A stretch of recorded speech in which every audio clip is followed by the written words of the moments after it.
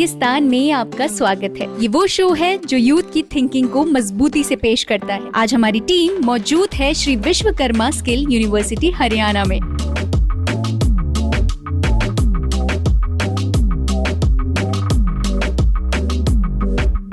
आर्यन, आप ना एक जूम लेंस ले लो क्लोजअप के लिए, और एक लकी को स्टैब्लिश शॉट के लिए वाइड लेंस दे दो और उनको स्टैब्लिश शॉट पे भेज दो। लकी, आप ध्यान रखना बच्चों की एंट्री का टाइम हो गया, कुछ मिस ना हो। और आप क्या कर रहे हैं? आप जाइए एंकर पे। हेलो पारुल, ट्रिप रेडी हो गई आपकी? हाँ, सब रेडी है और मैं तैयार हूँ। एकदम रेडी है सर, यूनिट रेडी है। ड्रोन वोन सेट है ना मामला? हाँ, देव सर जीडी वहाँ पे कर सकते हैं हम। देखना कैसी लग रही है आपको लोकेशन? बढ़िया लग रहा है, बढ़िया बढ़िया बढ़िया। शुरू करें फिर? शुरू करते हैं सर, बस एक चाय हो जाए।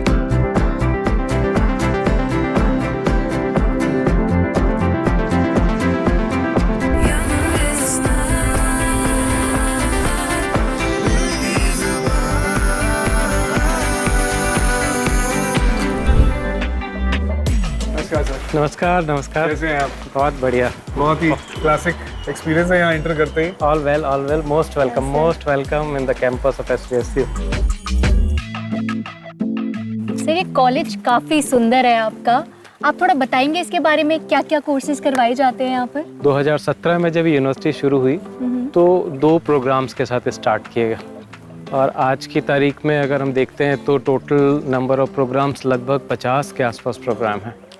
ये प्रोग्राम जो कन्वेंशनल एजुकेशन सिस्टम है, उस कन्वेंशनल एजुकेशन सिस्टम से बिल्कुल अलग तरीके से ऑपरेट किए जाते हैं। इस स्ट्रक्चर में अप टू 60% टाइम, और आई कैन से कि 60% तक के क्रेडिट बच्चों को क्लासरूम से बाहर निकल के अर्न करने हैं। वो या तो वो 60% टाइम में लैब्स के अंदर है, वर्कशॉप के अंदर है, इसके अलावा एक इंडस्ट्री में जाकर वहाँ पर अप्रेंटिसशिप भी करता है। मतलब एक तरह से प्रैक्टिकल ट्रेनिंग वो ज़्यादा लेता है, रादर बहुत थियोरेटिकल जाए। जी, तो इस यूनिवर्सिटी में माननीय कुलपति महोदय के निर्देश में एक बिल्कुल यूनिक मॉडल, जिसको कि industry integrated dual education model कहते हैं, वो मॉडल इस यूनिवर्सिटी ने स्टार्ट किया है। वो स्टूडेंट्स कुछ रेडी हैं जिसके बारे में बात कर रहे थे? एक ग्रुप डिस्कशन होगा और एक हम इंटरेस्टिंग सा गेम खेलेंगे उनके साथ। आप मुझे 5 मिनट का वक्त दें, मैं उन्हें मोबिलाइज करता हूँ। ठीक है। और एक बार आप लोगों के साथ उनको मिलवाता हूँ।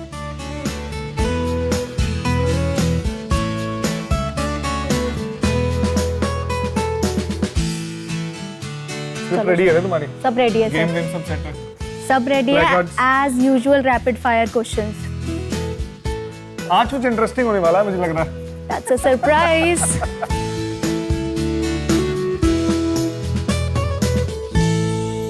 तो आज मैं यहाँ के स्टूडेंट्स के साथ खेलने जा रही हूँ एक इंटरेस्टिंग सा गेम। तो आप लोगों ने वो कॉमन सा गेम सुना होगा ना, डम शराड्स, बस आज मैंने इसको थोड़ा सा चेंज कर दिया है। आज हम उसका नाम रख रहे हैं इमोशन शराड्स। सो बेसिकली आज ये लोग अपने अपने इमोशंस को एक्ट करके दिखाएंगे और सामने वाली टीम को जज करना होगा। तो मेरे पास हैं ये कुछ चिट्स जिसमें है multiple emotions. Are we ready guys? Yes ma'am. ये मैंने कार्ड्स कर दिए शफल। आप लोग एक कार्ड चूज करिए, कौन करेगा? आप। ओके, क्या पिक करा है आपने?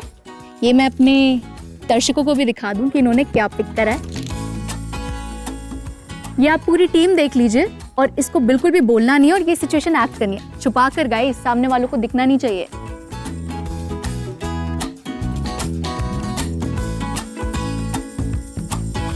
प्रैक्टिस चल रही है और इधर ये लोग थोड़े से नर्वस हो रहे हैं। कर लेंगे ना गैस?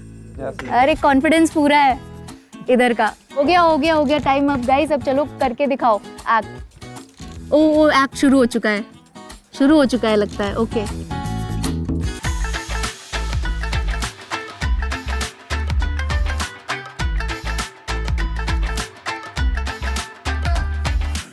कर क्या रहे हैं ये लोग? कुछ गेस कर पा रहे हो? मैम वो पढ़ाई कर रहा है मैम, उसको वो डिस्टर्ब कर रहा, तो वो वॉल्यूम कम करने के लिए बोल रहा है। अच्छा, इनका आंसर सही था? सही था। ओके, तो ये टीम जीत गई है। ठीक है, अब इनकी बारी है। अभी तक वैसे इनकी एक्टिंग को कितना नंबर दोगे आप लोग? क्या कितने? एक भी नहीं। एक भी नंबर दो यार, कितनी सही एक्टिंग करी तुम लोगों ने, 1 सेकंड के अंदर गेस कर लिया। 0.5 0.5 आउट ऑफ 10। 0.5 नंबर दिए हैं। चलो अब देखते हैं ये कितना अच्छा एक्ट करते हैं। चलो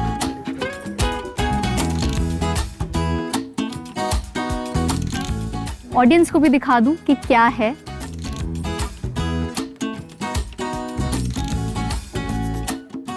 तो शुरू करें एक्ट। तो एक्ट स्टार्ट हो चुका है और कुछ गेस कर पा रहे हो आप लोग क्या हो रहा है? क्या फोन पे हो रहा है इसके पास।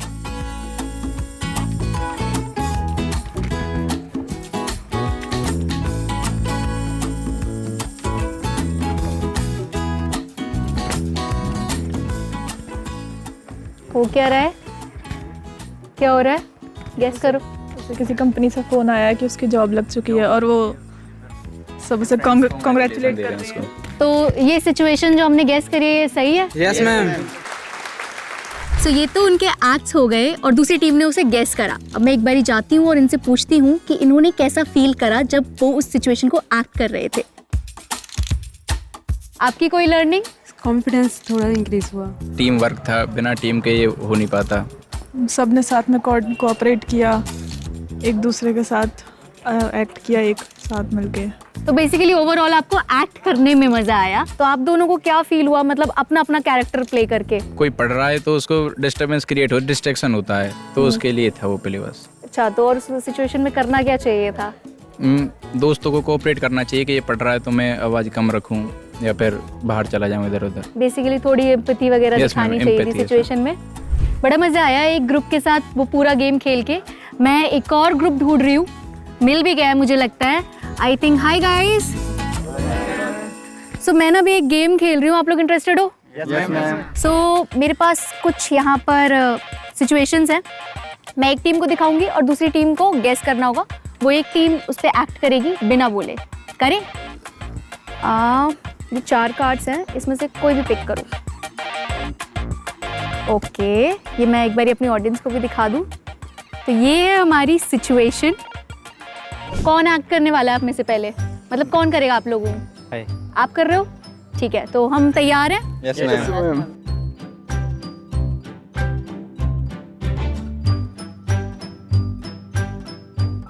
उसको कुछ हुआ है, वो उससे पूछ रहा है। सैड है बेचारा। मैं इमोशनल डैमेज है, दिल टूटा लगता है। दिल देखो, टूटा है इसका। हाँ नजरें नहीं मिला रहा है। दिल टूटा लग रहा है। नजरें नहीं मिला रहा है। हम सब उसके फ्रेंड्स पूछ रहे हैं बट वो बता नहीं रहा किसी को। फाइनल आंसर क्या होगा? गेस करो। फाइनल दिल टूटा वो है। कुछ बात दिल है, टूटा वो है। अपने फ्रेंड्स को बता नहीं पा रहा है। दिल टूटा है? दिल टूटा। Final answer? Yes ma'am. Guys वो कह रहे हैं दिल टूटा हुआ है आप लोग की सिचुएशन में। ये है, ऐसा कुछ है? सही गेस करा है? सही है। गाइस आप लोग जीत गए हैं क्योंकि आपने सही गेस करा है एकदम। तो क्या सीखने को क्या मिला आपको इस एक्टिविटी से? किसी के इमोशन को बारे में जानने को। जान सकते हैं? हाँ, कैसे? मतलब कि सैड है कि खुश है कि क्या है। बिना बोले? हाँ, थोड़ा बहुत से उसका बिहेव था, थोड़ा होता। उसकी बॉडी लैंग्वेज, उसके एक्सप्रेशन से पता लग जाता है कि वो सैड है या हैप्पी है। किसी के बिना बताए भी उसके इमोशंस को समझ लेना। रियल लाइफ सिचुएशन बेस्ड था क्या ये? No ma'am, real life situation based तो नहीं था, पर जो भी है मजा आया करने में। इससे बता सकते हैं कि सिचुएशन क्या है, देख के बता सकते हैं कि ठीक है क्या चल रहा है इसकी लाइफ में। होप आप लोगों को इस एक्टिविटी में मजा आया होगा। मजा आया? Yes ma'am. आपको आया मजा? Yes, ma'am. चलो thank you so much guys. Thank you ma'am. काफ़ी इंटरेस्टिंग गेम रहा गाइस। हमें लग रहा था कि हमने बहुत ही डिफ़िकल्ट सिचुएशंस डिज़ाइन करी हैं, बट स्टूडेंट्स ने इतनी आसानी से एक दूसरे के इमोशंस को गेस करा। इससे पता चलता है कि वो कितने एम्पैथी और कंपैशन के साथ लाइफ को जी रहे। चलिए इस टॉपिक को और गहराई से जानते हैं और बढ़ते अपने जीडी की ओर।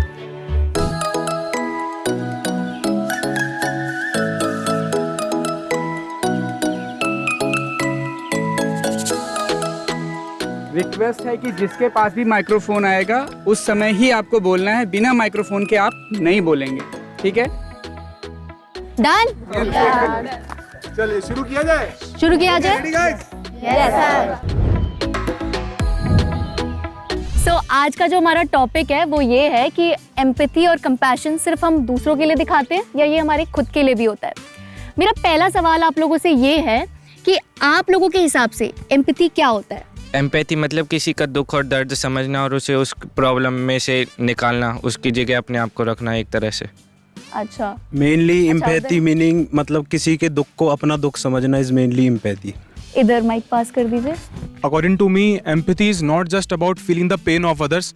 जो भी वो बंदा फील कर रहा है, चाहे वो खुश है, दुखी है, सरप्राइज्ड है, कोई भी उसकी फीलिंग है, उस फीलिंग को हम अपने आप को उसकी जगह पर रख कर अगर देख सकें तो आई थिंक वो एम्पैथी होता है। So empathy, according to me, is like when I am on the same position. If someone, if my friend is feeling something bad, he is in a worse situation or in anything, अगर मैं उसको अपनी जगह रख के देखूं तो मैं क्या फील करती हूँ, क्या मैं उसको हेल्प कर सकती हूँ, क्या मेरी एडवाइस होगी, how I would be helpful to the particular person is like empathy and that is a best option for others कि अगर मैं एक अच्छी फ्रेंडशिप भी निभा पाऊँ तो बहुत बेस्ट ऑप्शन होता है। तो आपको क्या लगता है कि दूसरे के दुख या दर्द को समझना या महसूस करना, क्या ये हमारी जिम्मेदारी है? यस मैम, बिल्कुल। क्यों मैम? अगर मैं कभी भी सिचुएशन में ऐसी में हूँ, मेरा कोई दुख दर्द है, अगर मुझसे कोई आके नहीं पूछेगा that how I am feeling, तो आई वुड बी लाइक कि मेरा कोई नहीं है, then the particular person will be in a stress situation, वो कहीं भी डिप्रेशन में जा सकता है। तो हमें एज एन ह्यूमन बीइंग एक ऐसा इंडिविजुअल होना चाहिए जो हमारी सराउंडिंग्स हैं, जो हमारे इन्वायरमेंट में है, वो हमारे साथ सेफ फील करे। तो इट्स वेरी इंपॉर्टेंट। अगर इंसानियत के यस मैम, बिल्कुल। कोई और इस चीज़ का जवाब देना चाहेगा कि हमें दूसरों के दुख या दर्द को समझना, महसूस करना, ये हमारी जिम्मेदारी है? मैम, जैसे कि हर फील्ड में एक एथिकल रूल होता है, उसी हिसाब से ये हमारा लाइफ का बेसिकली एथिक्स है कि हमें दूसरे के दुख में शामिल होना चाहिए। क्या हम जब किसी और के दुख या दर्द को समझते हैं तो क्या हम अपने आप में भी कोई बदलाव महसूस करते हैं? अगर हम किसी की हेल्प कर पा रहे हैं, अगर हम किसी के मतलब डिफ़िकल्ट टाइम में अगर हम उसके साथ हैं, तो ये सबसे अच्छी बात है। हमें खुद को भी अच्छा लगता है कल को अगर हम भी उसी सिचुएशन में होते हैं और अगर हम सामने वाले को हेल्प करें, तो जब हम उस सिचुएशन में होंगे तो सामने वाला भी हमारी हेल्प करेगा। अक्सर हम लोग सोशल मीडिया पे तो बहुत कुछ डाल देते हैं, मेंटल हेल्थ और काफ़ी चीज़ों को लेके लोगों को सपोर्ट भी करते हैं। तो जितना कंपैशन हम सोशल मीडिया पे दिखा रहे हैं, क्या वो असल ज़िंदगी में हम दिखाते हैं जब ज़रूरत होती है किसी को? नहीं। आप बताइए पहले। नो, सबसे पहले आपसे आया। ऐसा नहीं है मैम, सोशल मीडिया पे हम सारी आजकल देख रहे हैं तो जनरेशन जो है शो ऑफ की तरफ ज़्यादा जा रही है, दिखाती कुछ और है, करती कुछ और है। रियल लाइफ में हम कंपैशन बहुत कम दिखा पाते हैं। जो कुछ लोग होते हैं रियल, जो दिखा पाते हैं, जो किसी की सिचुएशन को समझ पाते हैं, उस सिचुएशन में अपने आप को रख कर सोचते हैं कि मतलब वो क्या फील कर रहा है, उसकी मतलब क्या सिचुएशन है, तो वो चीज़ बहुत कम है। कम क्यों है? मतलब लोग क्यों नहीं है? मैम, कम मैं इसलिए कहना चाहूँगी क्योंकि जैसे आजकल हमको पता है सोशल मीडिया बहुत अच्छी चीज़ है, बट उसमें कमियाँ कहाँ पे हैं कि बहुत स्कैम है। स्कैम है? कैसे? हाँ, स्कैम बहुत कैसे स्कैम है। इन केस सपोज डोनेशन का ही कहीं पे चल रहा है, कहीं पे एनजीओ खुला हुआ है, they use to post their stories कि यहाँ पे आप डोनेशन कर सकते हैं, बट अगर हम करते हैं तो कई बार वो क्या होता है कहीं गलत जगह पे चली जाती है। अच्छा, तो आप इसके लिए आपका सोल्यूशन क्या है कि आप? मैम, सोल्यूशन ये है कि हम किसी को पर्सनली मिल के उसकी प्रॉब्लम्स को समझें, पर्सनली जाके हेल्प करें, इंस्टेड ऑफ कि हम स्टोरीज लगा रहे हैं उसके साथ इतना गलत हो गया, उसके साथ इतना गलत हो, व्हाट वी आर डूइंग। हम अपने किसी फ्रेंड को भी नहीं बता रहे कि यार वहाँ पे बहुत गलत हुआ था, हमें ऐसे लोगों को मोटिवेट करना चाहिए। बहुत सारे हम इसमें मैम केसेस ले सकते हैं, बहुत वायलेंस क्रिएट हो जाता है, रेप केसेस हो जाते हैं, तो हम क्या करते हैं, हम किसी को नहीं बोलते, बट हाँ स्टोरीज सब लगाते हैं। स्टोरीज में कोई पीछा नहीं छोड़ता, तो स्टोरीज लगाना is not important. Important is कि हमारे साथ जो 4 लोग बैठे हैं, कम से कम हम उनको तो मोटिवेट कर पाए, कम से कम हम उनको तो बोल पाए कि यार तुम तो सुधरो। It's very important. आपको क्या लग रहा है, क्यों ऐसा हो रहा है कि समाज में कहीं ना कहीं एम्पैथी, कंपैशन की कमी होती जा रही है? इसके पीछे क्या कारण हो सकता है? मैम, मैं 2 वर्ड में डिफाइन करूँ तो इसको ऐसे कर सकते हैं कि लोग बाग दिखावटी ज़्यादा हो रही है, दुनिया दिखावटी हो रही है, लोग बाग शो ऑफ करना जानते हैं, बट किसी की हेल्प करना बहुत ही कम, रेयर चांसेस हैं जो लोग बाग किसी की हेल्प करते हैं। ओके, अभी आपने जैसे बताया लोग बाग हेल्प नहीं करते, ये तो अभी हम कहीं ना कहीं एक पहलू की तरफ खड़े होकर देख रहे हैं जहाँ हम किसी और को एम्पैथी दे रहे हैं। क्या हम खुद एम्पैथी सीख करने के लिए आगे ओपन होकर आते हैं सामने? इधर से कोई जवाब मैं जानना चाहती हूँ। जी नहीं, बिल्कुल भी नहीं। एक इंसान एम्पैथी तो बिल्कुल भी नहीं लेना चाहता दूसरों से। उसको ऐसा लगता है कि वो दूसरों से अगर किसी से हेल्प मांगेगा तो वो छोटा हो जाएगा। अब मेनली गर्ल्स का तो कह नहीं सकते, वो एक्सप्रेसिव होती हैं तो उनको मिल जाती है एम्पैथी, लेकिन बॉयज़ डोमिनेंट कैरेक्टर होता है तो वो अपना डोमिनेंस शो करते हैं और वो एक्सप्रेस नहीं कर पाते, तुमको एम्पैथी कहाँ से मिलेगी? लड़कों मानते हो तुम लोग ये बात? हाँ, ये बहुत ट्रू बात है कि बॉयज़ के लिए एम्पैथी गेन करना बहुत मुश्किल होता है, क्योंकि एक तो वो इंट्रोवर्ट होते हैं, वो इजीली अपनी फीलिंग्स शेयर नहीं कर पाते हैं। बट गर्ल्स के लिए इतना डिफ़िकल्ट नहीं होता, बट गर्ल्स को भी एम्पैथी इतनी इजीली नहीं मिलती। कई बार कोई अपने फ्रेंड्स से भी एक्सपेक्ट करता है, बट फ्रेंड्स में भी क्या होता है कि फ्रेंड्स भी साथ नहीं देते, तो गर्ल्स के लिए भी इतना ईजी नहीं होता है। नहीं, तो मैं ये जानना चाहती हूँ कि हम खुद से कितना आगे स्टेप अप करते हैं, हम खुद जाके किसी को बताने का, क्योंकि एम्पैथी आपको कोई दे उससे पहले सामने वाले को आपकी सिचुएशन के बारे में पता भी होना चाहिए। तो हम क्या इतने ओपन हैं कि अपनी सिचुएशन जाके किसी को बताएं? कोई उधर से बताएगा? यस, बट हम किसी एक पर्टिकुलर अपनी मदर को बता सकते हैं या फिर फ्रेंड को बता सकते हैं। बाकी इसके अलावा मुझे नहीं लगता कि हर लड़की अपनी सिचुएशन या कुछ भी बताने के लिए किसी और को रेडी हो सकती है। मोस्टली ऐसा मैंने देखा है, सिचुएशन हुई भी है बहुत, कि जैसे हमने अपनी सिचुएशन किसी को बताई तो वो बाद में जैसे उस चीज़ का मज़ा सामने तो हमारी तरह इमोशंस को समझा, जो फील किया, लेकिन बाद में नहीं होता ऐसा, बाद में किसी और को बता के या फिर मतलब या मजाक समझ लो या कुछ भी समझ लो। ओके, तो दैट्स व्हाई इट्स डिफिकल्ट। आप में से कोई माइक? हाँ जी। सिंपैथी दिखाते हैं या एम्पैथी दिखाते हैं लोग? कभी भी हम सिंपैथी की डिमांड कर सकते हैं, लेकिन हम एम्पैथी की डिमांड किसी से कर नहीं सकते। हम चाहेंगे कि लोग हमें समझें, लेकिन वो आज के ज़माने में बहुत मुश्किल हो गया है। मैं इस पे आ जाता हूँ मैम, क्योंकि आपने कहा कि आजकल क्यों कम हो गया है, एम्पैथी कम हो गई है। मैं कहूँगा मैम इसमें कम नहीं हुई है, वो रिस्ट्रिक्टेड हो चुकी है। पहले लोग अपने आप में एक भावना थी उनके अंदर कि हाँ हमारे सब भाईचारे वाले सबके अंदर था, गाँव में रहते थे लोग। जैसे जैसे लोग शहरों में आ रहे हैं ना, तो वो सर्कल सबका रिस्ट्रिक्टेड हो जा रहा है। फ्रेंड सर्कल नहीं रहता, 2 दोस्त रहते हैं, पेरेंट्स भी 2 ही होते हैं, वो तो खैर 2 ही होते हैं। ज़्यादा सिबलिंग्स भी नहीं है, पहले 5-6 भाई बहन होते थे, आजकल केवल एक ही चाइल्ड होता है, 2 चाइल्ड होते हैं। तो मैम लोग कम होते जा रहे हैं जिनसे हम अपनी बात शेयर कर सकें। तो हम ये ट्राई करते हैं जितने हमारे क्लोज वंस हैं उन्हीं से बात कर सकें, और हमें उनसे ही एम्पैथी की वो भी होती है, एक्सपेक्टेशन भी होती है। Okay, very nice answer guys. तो मेरा बस सवाल यही है कि अगर एम्पैथी है तो फिर उस पर आप क्या फील कर रहे हैं? ठीक है, उस पर क्या फीलिंग है, कौन बताएगा उधर से? हाँ जी।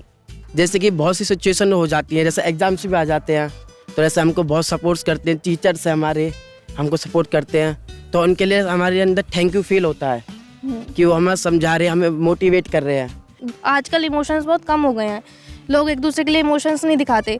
अगर कोई हमें इमोशन दिखा रहा है, देन हमें भी किसी को, क्या पता उसको ज़रूरत हो, क्या पता वो हमें ना दिखा पा रहा हो अपनी जो फीलिंग्स है, तो क्या तो हमें भी सामने वाले को दिखाना चाहिए, थैंक यू बोलना चाहिए। अभी उन्होंने कहा था सर ने, मैं चाहती हूँ कि इस सवाल का भी कोई जवाब दे, कि आपने कहा कि जब हम ऐसे किसी को आभार दिखाते हैं तो खुशी महसूस होती है, तो क्या किसी को कंपैशन दिखाना या काइंडनेस दिखाना, इससे हमारी इनर पीस या आंतरिक शांति हम पा सकते हैं?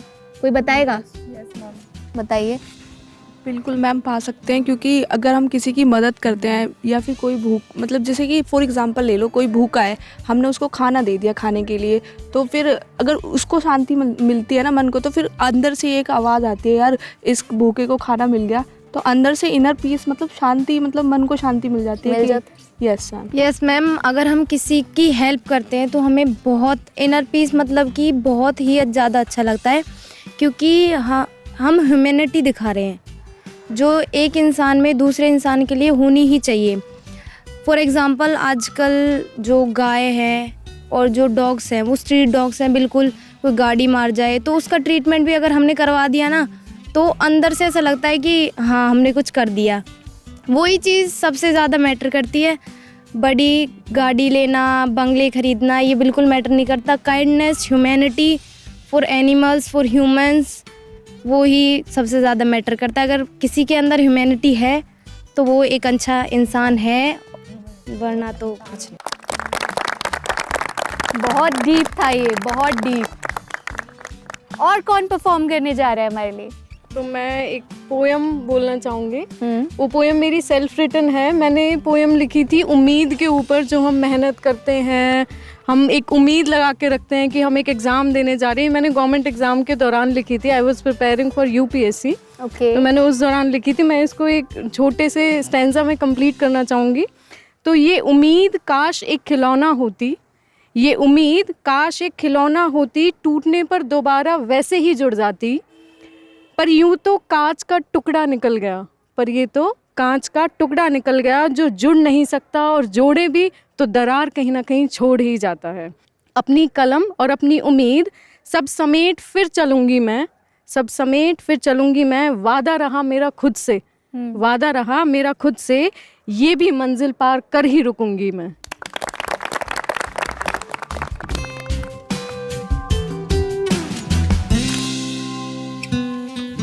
आज जो बच्चे हैं उनके सामने media information is available at the drop of the hat.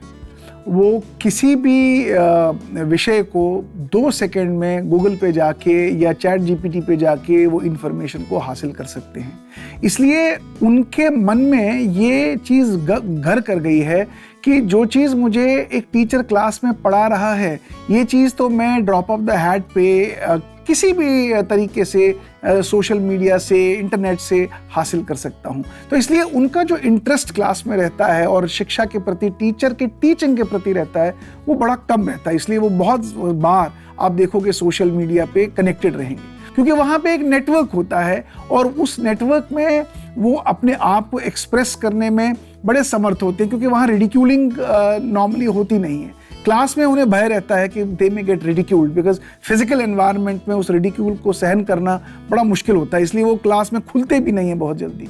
Teachers के लिए बहुत बड़ी जिम्मेवारी है कि वो कैसे इस एस्पेक्ट को एम्पैथाइज करें कि एक स्टूडेंट आज डिजिटल मेथड से, मोबाइल से, इंटरनेट से क्या एक्सपेक्ट करता है, उसकी वो किस नीड को सेटिस्फाई करता है वो जो इंटरनेट है, और उस नीड को कैसे वो सिमुलेट कर सकता है क्लास के अंदर, और उसी तरह का वातावरण क्लास में क्रिएट करे ताकि वो उस तरह की गेम्स इंट्रोड्यूस करे, उस तरह की एक्टिविटीज़ इंट्रोड्यूस करे, उस तरह के उदाहरण इंट्रोड्यूस करे, उस तरह की इंटरैक्शंस क्लास में इंट्रोड्यूस करे, जिससे स्टूडेंट जो आज सोशल मीडिया में ढूंढ रहा है वो उसको क्लास के मीडिया के अंदर मिल जाए।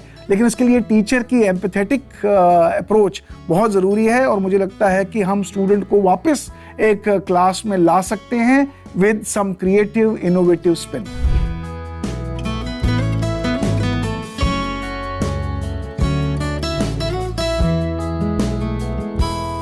कुछ महसूस किया आपने?